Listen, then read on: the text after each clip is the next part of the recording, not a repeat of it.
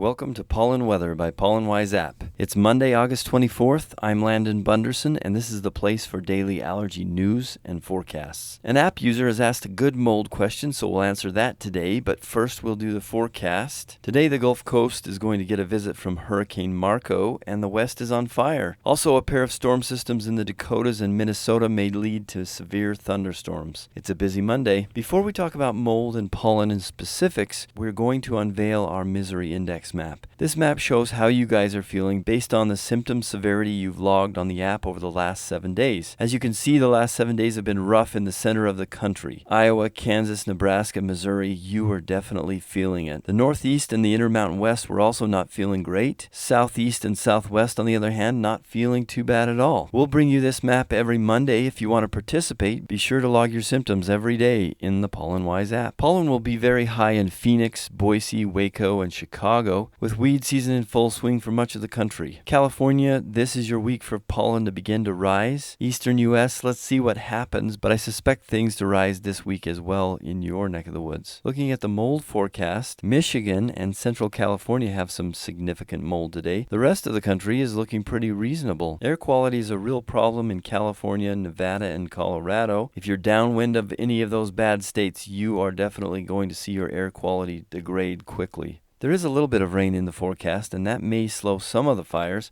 but it's also just as likely that the lightning from those storms could start more fires. Above normal temperatures across most of the country today, it's going to be about a week before we start to see some more seasonable temperatures again. From the mailbag this week, we had an app user in California ask if higher temperatures mean higher mold levels. The answer to that is not necessarily. There are many different kinds of mold, and each mold has an optimum temperature, moisture level, and food source.